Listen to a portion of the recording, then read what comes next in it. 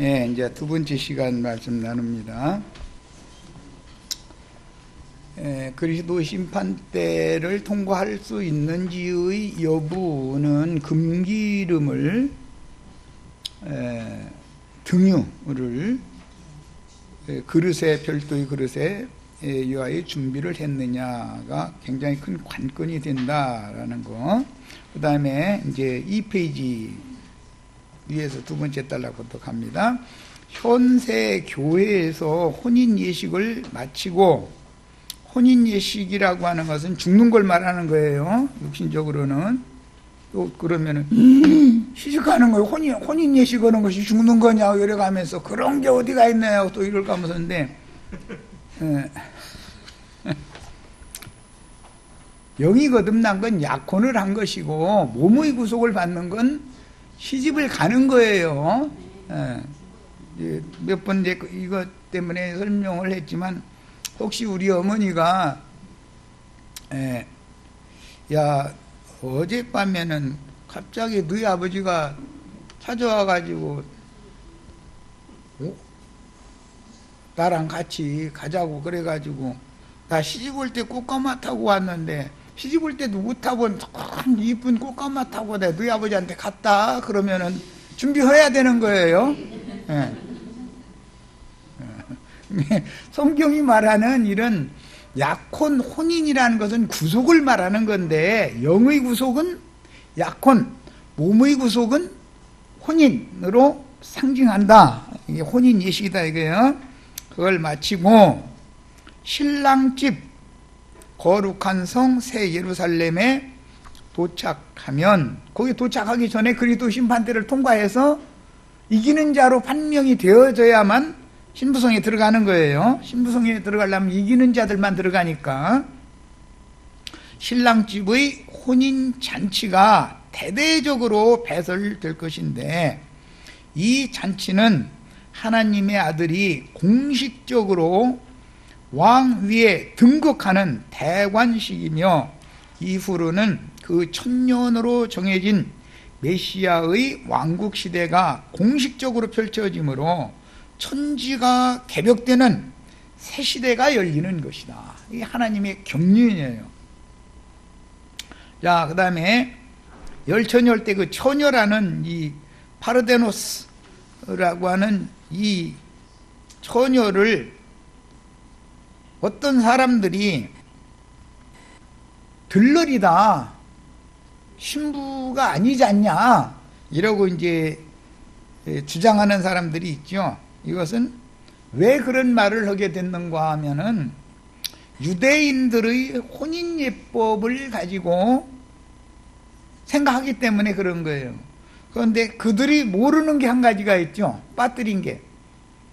지금 여기서 말씀하시는 건 이방의 충만함이 찬다며, 이방인이 때가 차기까지 예루살렘이 이방인들에게 짓밟히리라 한 말씀이 응한, 그래서 이방의 충만이 찬 다음에 하는 말씀이니까 유대인들의 혼례법을 지금 다루는 게 아니죠. 이방인들의 혼례법을 여기서 다루고 있는데 이것을 놓치고 있는 거예요, 자꾸.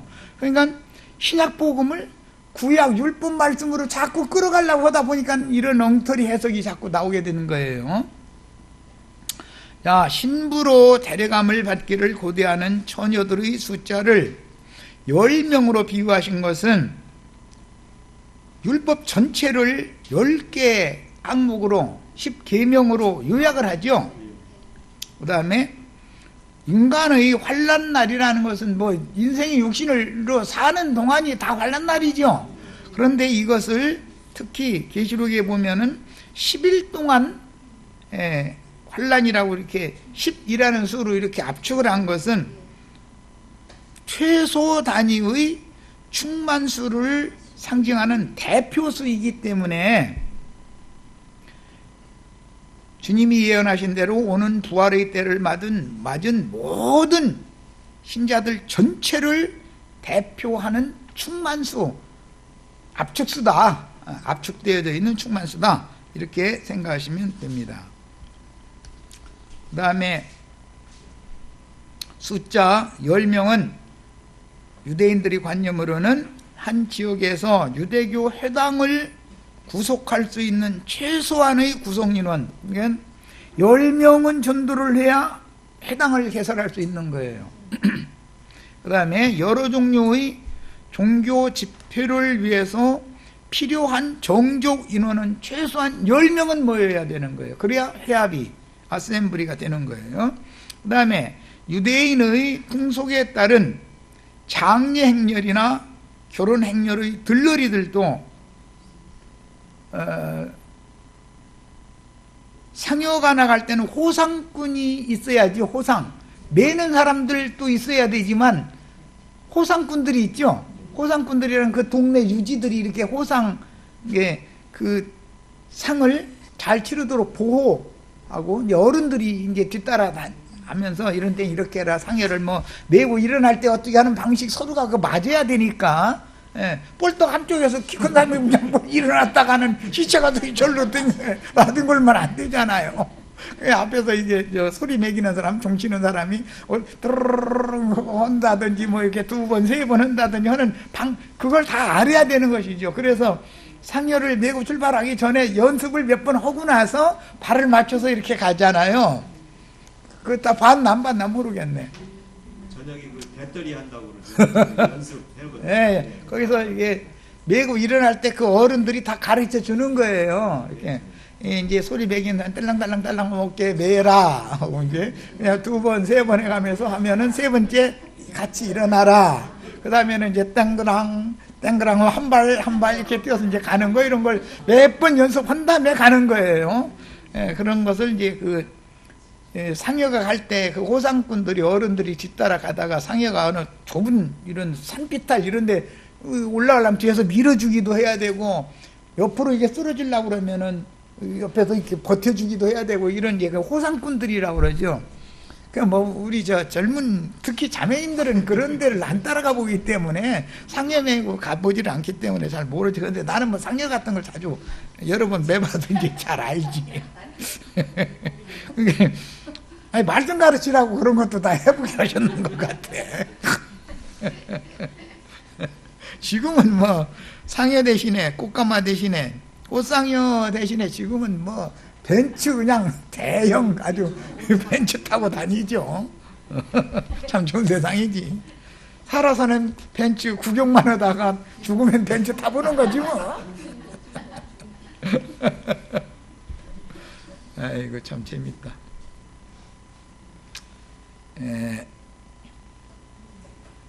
이렇게 처녀에 대해서도 오해를 하고 숫자에 대해서도 오해를 하고 있고, 이런 모든 유대인의 관례가 아주 무시되는 것은 아니고, 혼인 예법이라는 것이 있는 것이고, 상가에는 상예가 있잖아요.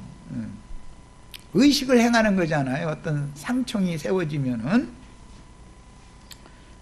인간으로 살려면 그런 걸 다 알고 배우고 살아야지. 그래가지고 어른이 되어져야 조상이나도 어떻게 한다는 걸 알아야 되죠.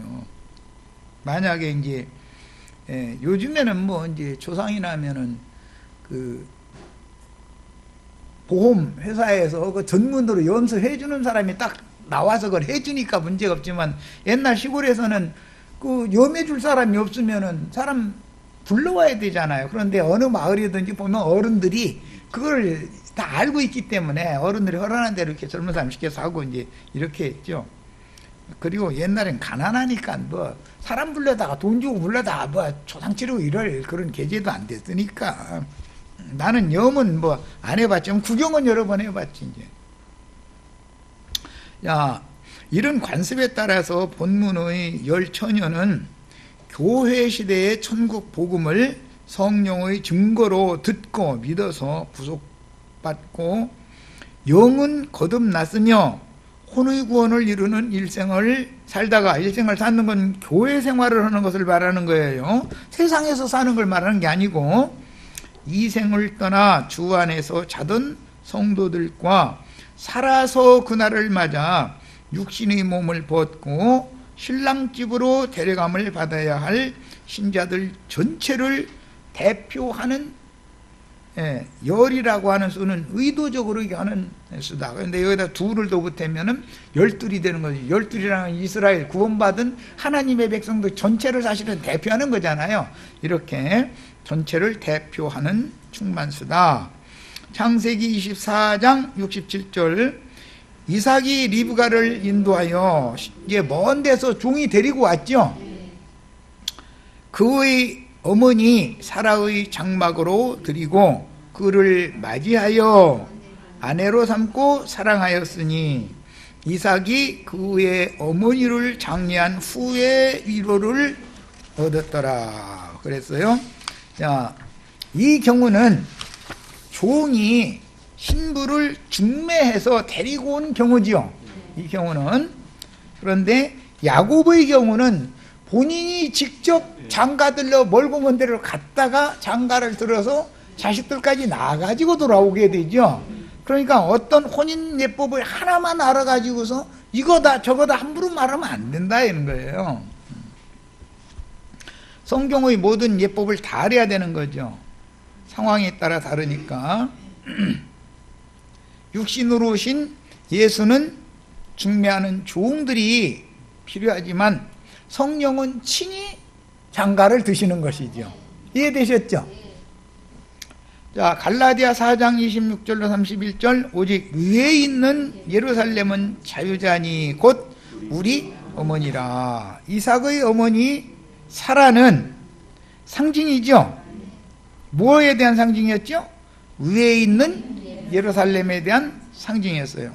이 위에 있는 예루살렘은 히브리서 12장에 보면 우리가 이미 구속받아서 하늘에 앉혀진 성도들은 하늘의 예루살렘에 이른 자들이죠.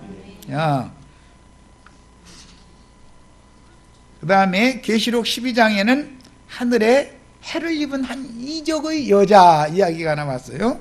그 여자가 용의 군대를 대적해서 무찌르는 하나님의 군대가 되는 아들들을 낳죠.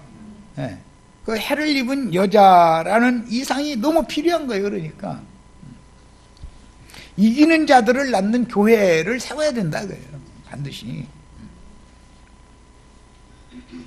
그러므로 열처녀가 신부와 상관없는 들러리들이라고 해석하는 억지 주장을 하는 것은 어불성설이며 주의 날을 고대하는 모든 신자들 중에서 신부 자격을 갖춘 자들만 혼인집인 사라의 장막 하늘의 예루살렘 성에 들어갈 수 있다는 격려를 겸한 경고인 것입니다. 이미 구속받고 영이 거듭나면 주와 함께 하늘에 앉혀진 상태지요. 그렇다고 해서 새하늘과 새 땅을 유업으로 벌써 받았다는 것은 아니죠. 명분만 갖추고 있는 것이지. 명분만. 몸의 구속을 받아가지고 그리도 심판대를 통과해서 신부성에 신랑과 함께 들어가야만 이제 그 신부로서의 자격이 완전히 확정되는 거예요. 본문에서 기름이란 구약 성경에서는 등유, 곧 순전한 감람유인데 출애굽기 27장 20절로 21절이나 레위기, 지난번에는 출애굽기에서만 읽었으니까 오늘은 레위기 24장 1절로 4절을 읽고 오겠습니다. 레위기 24장 1절로 4절 읽겠습니다.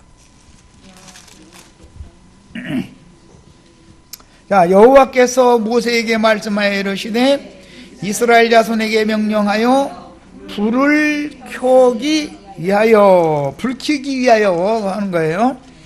감람을 찌어낸 순결한 기름을 4개로 가져오게 하여 계속해서 등잔불을 켜둘지며 아론은 회막안 증거궤 휘장 밖에서 저녁부터 아침까지 여호와 앞에 항상 등잔불을 정리할지니, 여기 정리한다라는 것은 지난번 번역에는 간검한다라고 그랬는데 이것은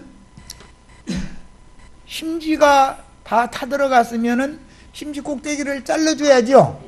그리고 새심지가, 그 다음에 등잔 꼭대기가 딱지가 앉았으면 딱지를 다 제거시켜 줘야죠. 이는 너희 대대로 지킬 영원한 규례라. 이 정리를 한다라는 것은 사람의 심령은 자꾸 새로워질 필요가 있는 것이다 그 말이에요. 그러려면 대제사장이 아론이 저녁부터 아침까지 일곱 등불이 켜져 있는 등 앞에서 그 감금을 해야 된다는 거예요. 그 다음에 그는 여호와 앞에서 순결한 등잔대 위에 등잔들을 항상 정리할지니라. 정리한다라는 말은 감금한다라는 말로서 심지를 새 걸로 갈아주거나 더 쓸만하면은 위만 자르고 다시 사용을 하거나, 또는 기름을 상연히 뭐 끊이지 않게 부어주는 건 뭐 말할 것도 없는 거예요. 자, 이런 일을 하는 거예요. 이것은 멜기세덱 반차의 대제사장 직분은 예수 그리스도의 성령이 하시는 일이기 때문에 주의 성령께서 형제 자매님들의 신앙 양심을 무뎌지지 않도록 항상 새롭게 하도록 새 영과 새 마음으로 항상 간검을 해 주셔야 된다 그런 말이에요. 그런데 사람이 닦지 않고 심지는 다 타들어가는데도 에이 간검한다고 그러면 옷다 대고 바늘 가지고 덤비느냐고 이렇게 나오면 거 곤란한 얘기인 것이지. 안 되는 거죠 그거는. 그리고 가위 가지고 심지 그거 잘라서 다시 사용하려면 해야 되잖아요. 항상 영이 새로워질 필요가 있는 것이다 매번. 그만큼 사람의 영이라는 것은 굳어지고 불이 꺼질 우려가 많다는 거예요. 이게 한번 거듭나면 영원한 구원이다라고 말하는 건 안 맞는 말이죠. 위험소지가 항상 있는 것이지. 자, 본문에서 기름이란 구약성경에서는 등이 곧 순수한 감람류이고 스가랴서에서는 7등대의 불을 밝히는 근원적인 요소인 금기름을 담는 금그릇이 금관으로 연결이 되었고, 등대 자체와 기름이 모두 금성분이었다. 기름도 금기름이었죠. 라는 의미는 구속하신 영과 혼이 모두 하나님의 신성을 상징하는 순수한 감람류, 이것은 진리의 영을 강조하는 거예요. 여기서는 감람류, 여기서는 진리의 영을 강조하는 거예요. 감람류로 채워졌다는 뜻입니다. 관제로 드리는 포도주 얘기가 나오면 생명의 영을 강조하는 거예요. 항상 이 감람류와 포도주는 극한 기근의 때, 계시록에 보면은 한 달란트가 보리가 뭐 한 대고 뭐가 석 대로다 밀이 한 대고 보리가 석 대고 밀은 한 대고, 이렇게 음식값이 비싸지는 극한 기근의 때에도 감람류와 포도주는 해치지 말라 그랬죠. 예, 그건 이제 구약 성경에서 인용하는 말이기 때문에 엘리야 선지자 때는 통에 과부집의 통에 가루가 끊이지 않았죠. 그것은 생명의 양식이 끝나지 않는다 그 말이고, 엘리사 때는 기름이 끊이지 않았죠. 그래서 감람류와 포도주 이게 다 상징인 거예요. 감람류는 진리의 영이고 포도주는 생명의 영을 강조하는 겁니다. 성소의 등불을 밝히라는 율법을 실현하는 스가랴서 4장 예언에 따라 물질적인 금등대와 금관과 금기름으로 상징한 이런 모형은 구속을 이룬 예수 그리스도의 그 영과 연합된 속사람의 영에서 밝혀지는, 심지라는 것은 신앙 양심을 말하는 거예요. 하나님의 영광이 발산되는 생명의 빛이 구속하신 사람의 중심인 영에서 발산되어서 혼생령을 통해서 반사하는 것이죠. 마음을 비추는 것이죠. 그러면은 실제는 사람이 어둡다거나 밝다거나, 어둡다 하는 건 무지하다라는 말인 거고, 지혜와 계시의 영이 없는 사람들은 어둠에 잡혀있다, 이렇게 성경에서 표현해요. 사람이 밝아졌다라는 말은 하나님의 지혜와 하나님의 계시의 영이 그에게 임해서 그 사람의 내면이 말하자면 우주 만물의 이치를 앉아서 온 우주를 다 들여다보는 사람이 되는 거죠. 다 우리도 다 이와 같이 되셔야 되겠어요. 자, 그 다음에 성경에서 7 금등대는 7 교회를 상징하며, 교회는 하나님의 거룩한 영인 생명의 빛을 발하는 등의 역할을 하는 성도들의 생명의 영만이 아니라 이제 진리의 영을 통해서 생명의 영이 될 수가 있죠. 기본적으로는 진리 말씀이 믿어져야 그것을 말씀을 경험을 할 때 생명으로 화합이 되는, 소화가 되니까, 화합이 되는 거니까. 등의 역할을 하는 성도들의 속사람, 즉 피로 사신 성도들의 영이 바라는 하나님의 영광을 반사하는 혼까지도 그리스도의 그 영으로 충만하여 진리 지식인 진리의 영으로 채워져야 한다라는 것을 보여줍니다. 사람의 마음에는 진리의 지식이 채워져 있어야 되는 것이죠. 진리의 영으로 충만해야 되는 거예요. 자, 이제 등 이야기가 나왔기 때문에 잠언서 20장 27절, 사람의 영혼은, 우리 번역이 이렇게 했는데 영혼이에요. 여호와의 등불이라 사람의 깊은 속을 살피느니라. 사람의 영은 자신의 마음속을 다 살피죠. 그런데 영에 불이, 등에 불이 켜져야 살펴지지, 등에 불이 꺼진 상태에서는 내가 어디를 향해서 가고 있는지, 왜 사는지 아무것도 모르는 거잖아요. 그냥 세상에 육신의 눈으로 접촉할 수 있는 것밖에 모르죠. 이건 이제 영혼이라고 번역을 해놨는데 영문을 인용을 했어요. The Spirit of Man, 사람의 영혼이란 말이에요. 이것은 잠언서, 우리가 지금 읽은 20장 27절 말씀은 영혼이 아니고 영이에요. 사람의 영은 하나님의, 여기 뭐 캔들 촛불이라고 그랬는데 뭐 촛불이든 등불이든 간에 어쨌든 불이다 이거예요. 여호와의 등불이다 이거예요. 육체로는 죽임을 당하셨으나 영으로는 살리심을 받아 살려주는 영이 되신 예수 그리스도는 지금 그 영은 진리의 영, 생명의 영, 은혜의 영, 살려주는 영, 이게 그 영은 종합적이죠. 예수님의 인생, 십자가, 무덤, 승천, 부활, 승천, 재림하신 영이 그 영이죠.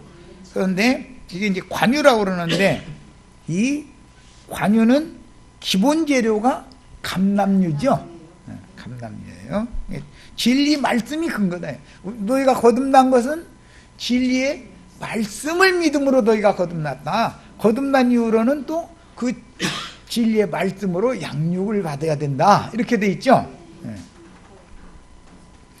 자, 그 영이 되어 참지자들의 심령에 임재하여 살아계시니, 주의 영이 그 신앙 양심에 함께 계신 사람의 영은 하나님의 영광을 바라는 등잔이요, 혼은 마음 그릇을 밝히는 등불이며, 혼불 나간다 이런 말 들어보셨어요? 혼불이라는 말? 하나님의 영광을 바라는 등잔, 그 다음에 등불, 그 다음에 마음은 기름을 별도로 준비해 놓는 그릇으로 상징했다. 이건 다 상징적인 표현들이죠. 그러므로 구속받은 성도들의 영과 혼은 나눌 수가 없으나, 구속받기 전에는 나누어져 있지만 구속받은 성도들은 나눌 수가 없죠. 속사람의 중심은 사실은 영이기 때문에 영이 거듭나서 빛을 발산할 수 있도록 심지에 불이 켜진 상태를 양심, 죽은 양심이 살아났다. 히브리서 9장에 이렇게 표현되어 있죠. 그리스도의 그 영으로 신자들의 영이 거듭나서 마음의 눈이 밝아졌다. 이렇게 표현해요. 마음 눈은 곧 인간의 영을 말하는 것이죠. 마음 눈이 밝혀져야 된다 이런 말은 마음에 무슨 눈이 있어요. 그것은 마음 중심엔 영이 있는데 영이 불이 켜져야 되는 거다. 지금 그 말이죠. 사무엘상 3장 3절 보면은 엘리 제사장 때는 이상이 희귀해가지고 성소의 불은 아직 꺼지지는 않았는데 꺼져가는 중이었었죠. 그런데 하나님이 불을 아주 심지를 아주 꺼뜨리시지 않으시고 그 심지에 불이 붙은 상태에서 사무엘이라는 사람을 얻어서 다시 불을 돋워서 더 밝히는 얘기를 하고 있죠. 이런 것을 성경을 다, 이게 구약 성경 전체를 알아야 열처녀 비유를 해석할 수 있는 거예요. 사람 맘대로 막 해석하면 안 되는 거죠. 그러니까. 자, 등잔의 심지는, 등잔이 영이라면 등잔의 심지는 신앙 양심을 말하는 거다. 신앙 양심은 하나님의 신과 연결해주는 역할을 하죠. 내 생명의 처소에 연결을, 빛이신 주님을 연결해주는 역할을 해요. 생명줄이다 그러는데, 심지는 마음 그릇에 준비된 순수한 감람유인 금기름 진리의 영을 공급받아야만 등잔 불로 혼을 통해서 참지혜와 진리 지식으로 마음을 밝게 할 수가 있으므로, 영혼을 통해서 하나님의 영광이 반사될 때 신부로 단장됨으로 천국 혼인을 준비하는 것은 사실은 속사람이 밝아져야 된다라는 비유인 것이다. 신부단장이라는 말은 사람의 속사람이 밝은 가운데 있어야 된다. 밝아져야 된다. 속사람이 어둠에 잡히면 시집 못 간다. 시집을 가도 신부성에는 못 들어가고 바깥에 쫓겨난다. 약혼했던 것이 파혼된다. 자, 그 말이에요. 자, 이제 갈라디아 6장 18절 형제들아, 우리 주 예수 그리스도의 은혜가 너희 심령에 있을지어다. 은혜는 어디에 임하는 거예요? 심령에 임하는 거예요. 그러니까 사람의 심령의 그 심지로 상징되는 신앙 양심은 그리스도의 은혜의 줄인 것을 알 수 있죠. 그리스도의 은혜를 통해서 하나님과 인간인 내가 연락하고 상합해서 교통할 수 있는 것이잖아요. 이게 그 심지를 통해서 기름을 빨아 올리고 불을 밝히고 이렇게 하는 것을 성령의 교통이다 그러죠. 성령이 교통하는 건 남편과 아내가 서로 사랑하는 걸 말하는 거예요. 상징이요.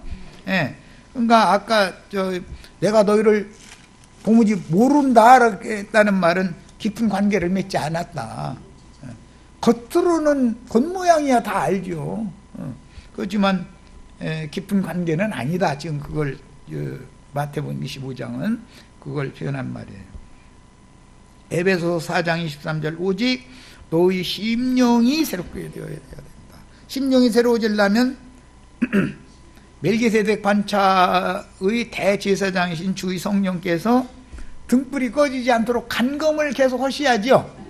그런데 주의 성령께서 오셔서 간검 좀 해야 되겠다 그러면은 싫어하니까 그럼 혼자 잘해봐. 그럼 불 꺼지죠. 심령이 무뎌지면 죽는 거 아니야. 불 꺼지면. 자, 빌립보 4장 23절 주 예수 그리스도의 은혜가 너희 심령에 있을지어다. 사람의 심령이란 이렇게 중요한 거죠. 디모데후서 4장 22절 나는 주께서 내 심령에 함께 계시기를 바라노니 은혜가 너희와 함께 있을지어다. 주님이 함께 한다는 것은 주님의 은혜가 나의 심령에 함께 하신다라는 뜻이다. 빌레몬서 1장 25절 우리 주 예수 그리스도의 은혜가 너의 심령과 함께 있을지어다. 에베소 3장 17절 믿음으로 말미암아 그리스도께서 너의 마음에 계시게 하옵시고, 여기에서 마음에 계신 그리스도는 금기름으로 계시는 것이죠. 진리의 영으로 계시는 거예요. 자, 사람과 짐승이 다른 점은 사람 속에는 심령이 있고 짐승 속에는 영이 없다는 것이며, 자연인과 예수의 피로 구속하신 그리스도인들의 차이는 신앙 양심이 살아났느냐 양심상 죽어있느냐의 차이인 것이죠. 양심이 살아났다는 뜻은 등에 불이 켜졌다는 뜻이고, 양심이 죽었다라는 뜻은 등에 불이 꺼진 상태다. 그런 뜻이단 말이에요. 자, 구속을 통해서 양심이 예수의 피로 씻어져 진리의 말씀이 깨달아짐으로 심령이 새 영이 되었고, 구원을 이룬 후에, 구원을 이루는 건 혼의 구원을 이루는 과정을 말하는 거예요. 믿음의 결국은 혼의 구원을 받는 거죠. 구원을 이룬 새 마음에는 구속을 이루신 주님의 성령이 함께 계신다는 뜻이다. 이게 주의 성령이 내 마음에 진리의 영으로, 생명의 영으로, 은혜의 영으로, 살려주는 영으로 내 마음에 충만히, 별도로 충만히 거하지 않으면 영이 거듭났을지라도 무뎌지고 굳어지면서 불이 꺼질 우려가 있다. 지금 그 얘기단 말이에요. 자, 마태복음 25장 5절, 거기 보면 이제 신랑, 신부 얘기가, 신랑, 신부라는 표현이 오고 10처녀 중에 5만 데리고 간 얘기가 나오고 나서 이제 신랑 얘기가 나왔는데, 이건 뭐 누구나 다 아는 것처럼 예수님이 신랑이죠. 요한이 예수님이 신랑이라는 걸 소개를 했죠. 이미 세례 요한이. 네. 이 구절은 앞의 마태복음 24장 14절 이 천국 복음이 모든 민족에게 증거되기 위하여 온 세상에 전파되어야 하리니 그제야 끝이 오리라 라는 이 말씀이나 24장 48절에 주인이 더디 오리라 하여 동무종들을 때리고 먹고 마시고 한 자들이나 그들에게 경고하실 때 생각지 않은 날 알지 못하는 시각에 그 종의 주인이 이르러서 외식하는 자의 받는 율에 처할 것이다 라고 경고한 말씀이 이미 나왔죠. 그 말씀을 설명하는 얘기다. 이게 더디온다, 신랑이 더디웠다라는 말은, 그러니까 이 말은 하나님은 경륜을 집행하는 분이기 때문에 개인적으로야 자기 세대만 살고 가니까 더디고 말 것도 없죠.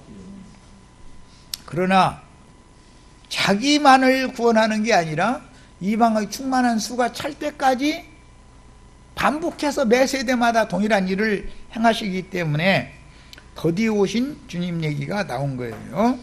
그 다음에 구속을 이룬 후에 살려주는 영이 되신 주님이 각자의 영과 마음에 임하여 현세의 교회에 함께 계시는 방면과 교회 추수를 마친 후에 신부와 함께 입성하신 후에 신부성과 함께 오는 새 세상으로 강림하여 자신의 영광을 나타내시는 방면이 있으므로 문장에 따라서 해석을 주님의 재림이라는 말을 할 때 해석을 잘해야 된다 이거예요. 교회 시대를 종결하러 오시는 주님은 먼저는 새벽별로 도적같이 오시죠. 새별이 어디에 떠오르는 것을 추구하라겠어요? 내 마음에 떠오르야 된다는 거잖아요. 이게 임하시는 주님이죠, 도적같이. 그런데 마태복음 25장에서는 한 시대를 지금 바꾸는 경점에서 하는 말씀이기 때문에 그리스도의 심판 때에 여기는 중점을 맞추기 때문에 해석을 바르게 할 필요가 있고, 그 다음에 주님의 재림이라고 하는 것은 먼저는 믿는 성도들을 자든 자들이든 살아서 그날을 맞은 자들이든 성도들을 그리스도의 심판대를 통해서 누구는 데려가고 누구는 버려두신 일을 한 다음에 주와 함께 공개적으로 재림을 하시는 것은 세상 교회의 가라지 무리와 세상 교회와 이것을 심판하시고 나서 세상 나라를 불로 심판을 하시죠. 하면은 한 시대가 이제 딱 종결이 난 거죠. 그리고 나서는 신부 성이, 거룩한 성 새 예루살렘이 오른편 어린 양의 장막, 오른편 양무리들에게 임한다 그래요. 신부 성이 내려오는 거예요. 거룩한 성 새 예루살렘이 내려오면 새 시대가 된 거죠. 율법 시대가 끝났을 때 교회에 불꽃 천사들과 함께 주의 성령이 오순절 때 오셨죠? 그러면 시대가 바꿔진 거죠? 그런 것처럼 시대가 바꿔지는 방면이 있다. 시대를 끝내는 방면이 있고 새 시대를 시작하는 방면이 있어서 성경의 문구를 따라서 해석을 잘해야 된다 이거예요, 이게. 그런데 기독교계는 이렇게 하면은 왜 그렇게 복잡하게 그렇게 하느냐고. 그냥 간단하게 하지. 간단하게 돼 있는 게 아닌데 어떻게 간단하게 해.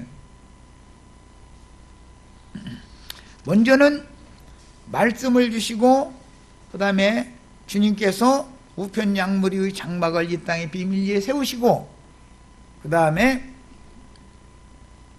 심판을 집행하시고 그 다음에 오른편 양무리들에게 신부성이 내려오면 완전히 새 시대가 되는 거단 말이야. 그러므로 개인적으로 적용할 때는 영의 구속을 받은 후에 혼이 구원을 이루는 일생이 종결되는 때까지의 기간으로 적용을 하고, 개인적으로는 내가 한 생에 살다가 죽는 것으로 적용하는 거예요.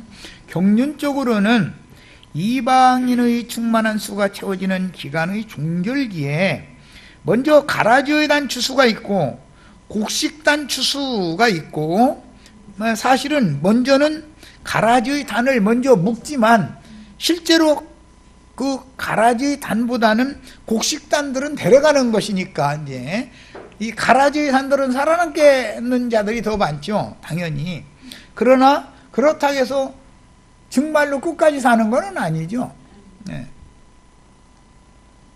곡식 추수가 끝난 다음에는 당연히 계시록에서는 이제 들포도 송이를 걷어서 포도주 틀에 넣어서 밟아 짜는 것으로 상징을 했는데, 마태복음 13장으로 주님의 비유의 말씀을 해석한다면 가라지의 단을 먼저 묶는다 이거예요. 심판날이 오기 전에 가라지의 단을 먼저 묶는 거예요. 그건 지금 이게 지금 마지막 추수하느라고 내가 그러라 하는 자들이 많이 사방에 나타나서 많은 사람들을 불러 모으고 있죠. 이제 이 사람들이 득세하는 것도 성경 말씀이 이루어지는 방면이다 이런 말이에요. 그래서 가라지의 단 추수가 끝나고 다 묶여지고 나면은 음료교회에 있는 자들이 있으니까 음료를 벌거 벗겨가지고 또 불사르죠. 예, 가라지 추수, 음료 추수, 곡식 추수가 세 부분에서 다 각각 추수가 되기 마련이다 하는 걸 알 수 있는 거예요. 그런데 이 가라지 무리들이 음료를 벌거 벗기는 건 잘하더만 아주. 보니까 엊그제 내가 한번 들어보니까 완전히 홀딱 벗겨버리더만 완전히. 야, 그래서 야, 말 잘한다 속으로네. 잘하고 있다, 잘하고 있다. 너희끼리 잘 좀 해봐라. 그런 게 음료 벌거 벗기는 일은 이제 우리가 할 필요가 없겠어 보니까. 그 사람들끼리 잘하더만. 곡식단 추수가 일단 끝나야 신부성이 오는 새 세상의 어린 양의 장막으로 내려오게 되기 때문에 이런 하나님의 경륜적인 추수 방법을 알아야 된다 이거예요. 맨 먼저는 짐승들을 통해서 곡식을 거두죠. 수가 몇주 등에 다 죽이면 곡식을 먼저 데려가는 거예요. 그리고 나서는 가라지를 풀무불에 넣어서 불사르는 거예요. 그리고 나서는 어린 양의 신부 성이 거룩한 성 새 예루살렘이 내려오죠. 우편에 오는 세상에 어린 양의 장막 땅에 주님의 백성들에게로 내려오는 거예요. 이런 3단계가 있어요. 자, 히브리서 11장 6절. 믿음이 없이는 하나님을 기쁘시게 하지 못하나니 하나님께 나아가는 자는 반드시 그가 여기 계신 것과 하라겠는데 살아계신 것과 또한 그가 자기를 찾느니라고 그랬는데 부지런히 찾는 자들에게 상 주시는 이심을 믿어야 한다. 그분이 살아계신 것도 믿어야 되고 자기를 부지런히 찾는 자들에게는 상을 주시는 분이라는 걸 믿어야 된다. 그런데 자기를 부지런히 찾는 자들에게 상 주신다는 것은 종들이 받을 상이 있고 신부가 받을 상이 있죠. 그 다음에 계시록 3장 11절 내가 속히 오리니, 그 다음에 22장 7절 내가 속히 오리니, 22장 12절도 내가 속히 오리니 그랬어요.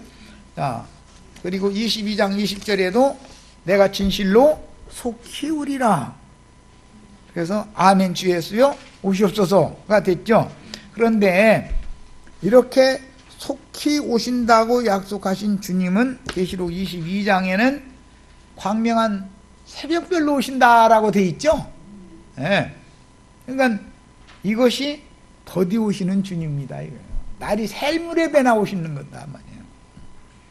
자, 로마서 11장 25절에 형제들아 너희가 스스로 지혜 있다 하면서 이 신비를 너희가 모르기를 내가 원하지 아니하노니 이 신비는 이방인의 충만한 수가 들어오기까지 이스라엘의 더러는 우둔하게 된 것이다. 우둔하게 됐다는 것은 촛불이 꺼졌다 말이죠.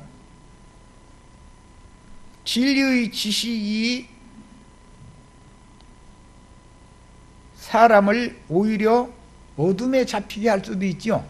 혼잡한 지식이라는 것은 그름을 많이 내는 역할을 하잖아요. 그러면은 딱지가 않고 심지가 파들어가 버리잖아요.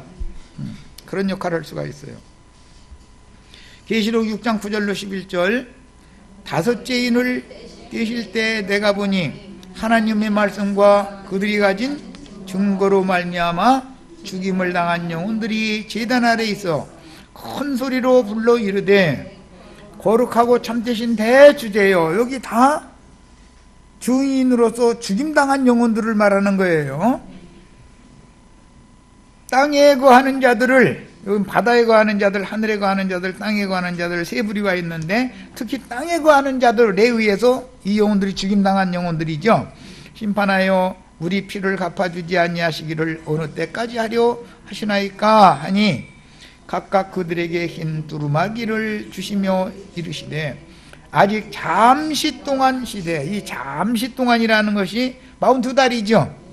그들의 동무중들도 형제들도 동무들과 형제들도 자기처럼 죽임을 당하여 그 수가 차기까지 하라 하시더라. 그러니까 순교자의 수가 차지 않으면 기독교계가 흔히 말하는 주님의 재림은 실현되지 않는다. 신랑은 오시지 않는다. 맞죠. 사실은 이렇게 오시는 것이 우리 형제 자매님들에게는 도적같이 오시는 거죠. 먼저는 말씀으로 새벽별이 떠올라서 말씀으로 오시고 그 다음에 실제로 이제 도적같이 오셨던 주님이 실제로 데려간 것은 죽은 거단 말이에요.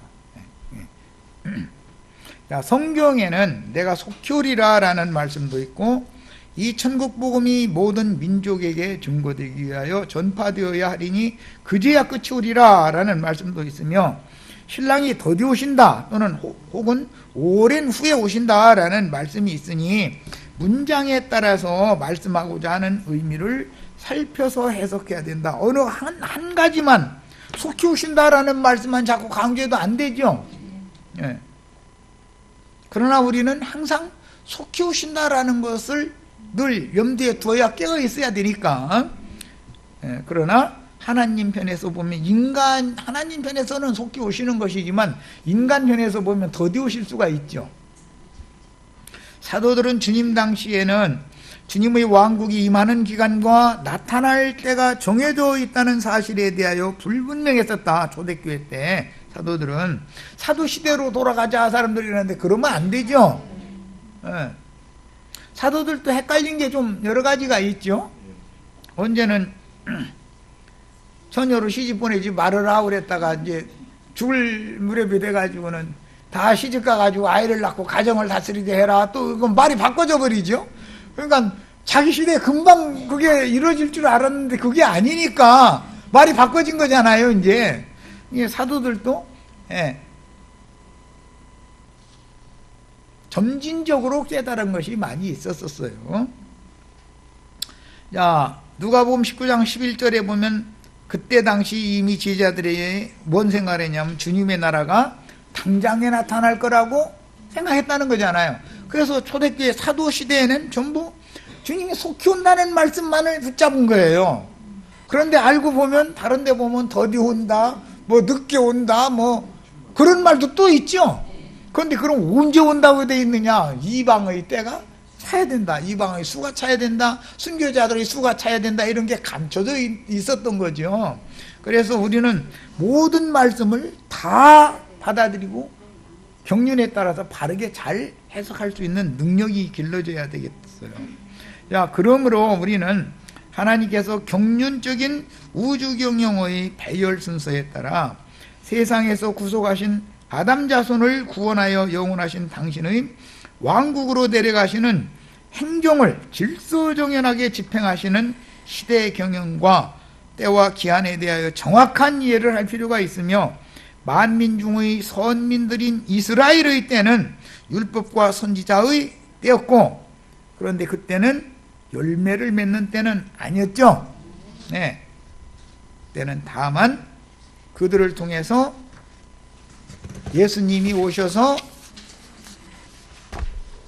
유대인들 중에 구원을 얻은, 이스라엘 12지파 중에 구원을 얻은 자들을 데리고 승천을 하셨다가 오순절 때 이방인의 때를 위해서 준비해 놓으신 예루살렘 교회에 재림하는 과정이 앞에 있었던 것이죠. 이제 주님이 그 영으로 재림하신 이후에 지금 이방인의 때가 여기까지 와서 이방의 충만한 수가 지금 찬 상태에서 우리가 지금 이 말씀을 나누고 있는 거예요. 이방의 충만한 수가 차면 신랑이로다 맞으러 나오라 하는 종들이 나팔을 불게 돼 있고, 그 나팔 소리를 유심히 들어야 되는 거다.